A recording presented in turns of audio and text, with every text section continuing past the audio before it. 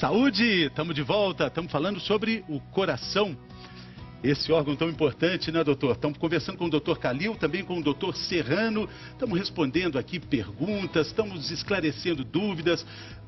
O infarto é uma doença traiçoeira, o doutor disse isso. São vários sintomas, várias formas da doença se manifestar, mas em todos os sintomas, o mais importante é procurar o auxílio médico. Quanto antes, melhor, mais garantia de vida, né, doutor, nessa doença? Sem dúvida nenhuma. Agora, eu queria perguntar para os dois aqui, se tivessem que dar 3 dicas para quem está em casa, proteger o coração, quais seriam essas 3 dicas? Então, exercício, exercício e exercício. Exageradamente ou... Não, com orientação. O professor Zerbini, já falecido, que vocês conhecem, ele dizia o seguinte: a sua saúde está nos seus pés. Isso ele falava há 40 anos atrás, e ele está certo. Tá? Então, se eu tivesse que falar exercício, exercício e exercício.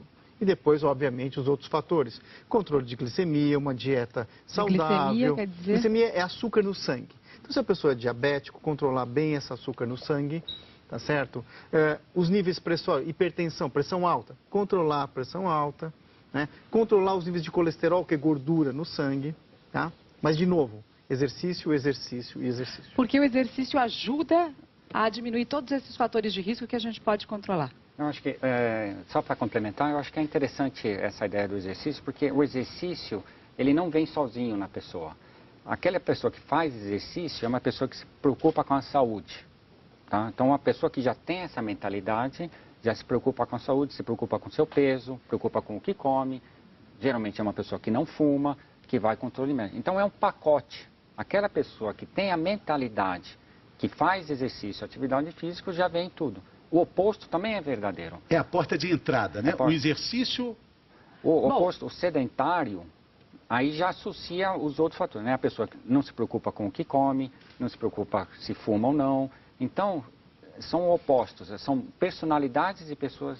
Lembrando que ontem a gente já mostrou que dá para fazer exercício subindo escada, dá para fazer exercício andando, não precisa se matricular em academia, E a gente vai mostrar ao longo dos nossos encontros aqui que se movimentar, fazer exercício é muito mais simples do que a gente imagina. Sim. Vamos ver uma pergunta da internet aqui no telão? Uma depressão amorosa pode causar um infarto? É o Jefferson do Rio de Janeiro, um carioca participando. E aí? Aí, nesse ponto, eu queria tocar em 2 assuntos. Primeiro, tem uma situação que teve muita repercussão na mídia, alguns anos atrás, que é o coração partido.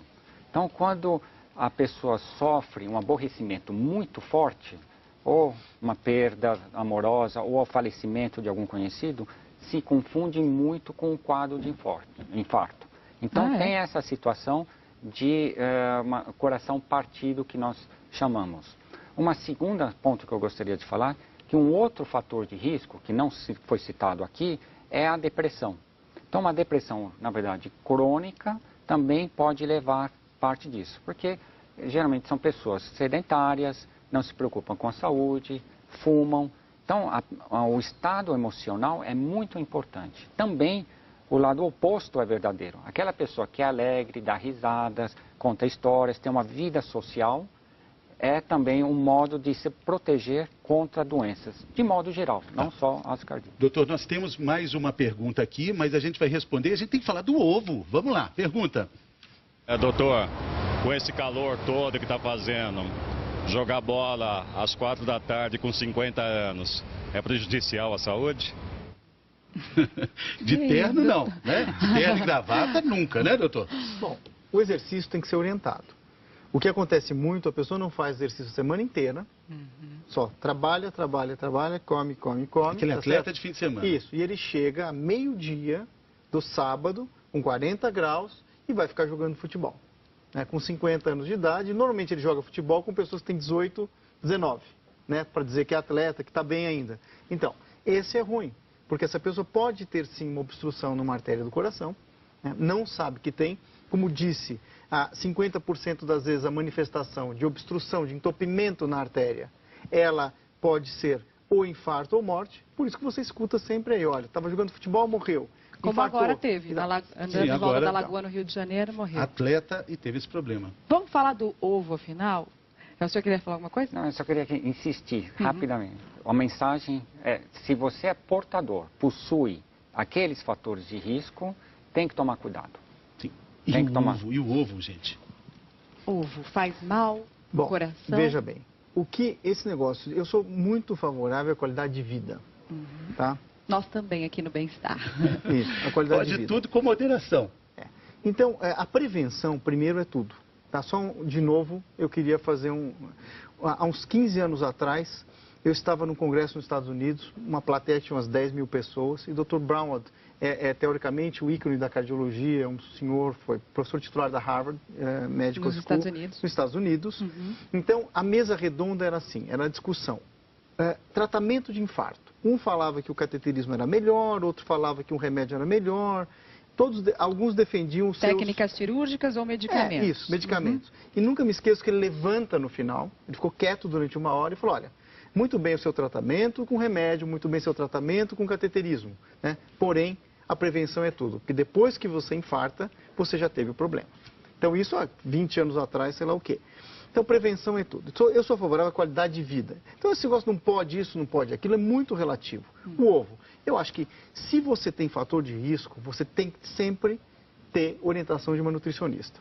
Tá certo? E ela vai fazer uma dieta balanceada, uma dieta ponderada. Tá certo? Você pode Quem comer... não tem uma nutricionista, doutor, assim, pensando, gosta muito daquele ovinho, sabe aquele ovo bem cruzinho assim, aquela gema? O que faz? Quantos por dia? Não existe... Bom, aí sim você precisa de uma orientação de uma dieta balanceada. Mas você vai comer um ovo por semana, você vai morrer por causa daquilo, gente. Aquele ovinho com arroz, com tomate ovo por semana, vocês entrariam... Eu estou dando um exemplo, tá, entendeu? Exemplo. Não tem uma regra. Não tem uma regra. Agora, é óbvio, você vai comer ovo no café da manhã, no almoço, no jantar. Você tem colesterol alto, fuma, é obeso, não faz exercício, sua família inteira infartou. Então, aí não dá. Faz mal ou não? Faz mal. O ovo, de uma forma geral. Não vamos recriminar o ovo. Sim.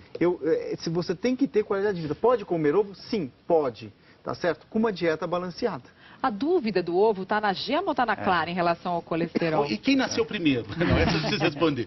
Tá? Não, na verdade, talvez essa é importante, essa dúvida. A gema, que é rica no que nós chamamos da gordura, do colesterol. Então, é um local rico em colesterol. Gemada, que a minha avó fazia com açúcar. E a clara, que é rica em proteínas. Então, por exemplo, as pessoas que querem perder peso tal, e tem problema de colesterol, vai se concentrar na clara. Tá? Então, aí não tem problema. Come a clara e não come a gema. Agora, o ideal é podendo evitar. Agora, se você está... Cozido, frito...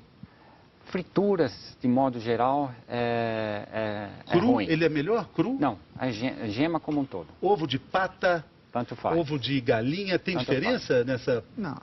Ovo de codorna é menorzinho. Aí é tira gosto, né, gente? Aí aquele tantão, pode pegar assim uns 3 com a mãozada só. Tá bom, tá ruim, cozido. Porque a gente não come ovo de codorna frito, né? Não, o problema é a gema. É a gema. Então, aí a quantidade, o ovo, o tamanho é a quantidade de gema, o tamanho do ovo. Então, o importante é a clara, que é rica em proteínas. Então, se você está precisando se nutrir melhor, tem uma doença qualquer e quer se nutrir, a clara é uma boa fonte de proteína. Tá, a gente prometeu a resposta definitiva se o ovo faz mal ou não, mas não faz mal. O definitivo é o bom senso, isso, é o bem-estar.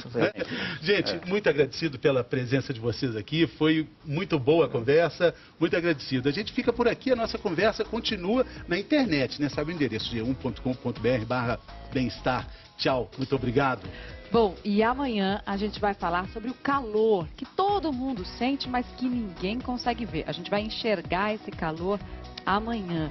Se cuide e a gente se vê amanhã. Tchau, gente.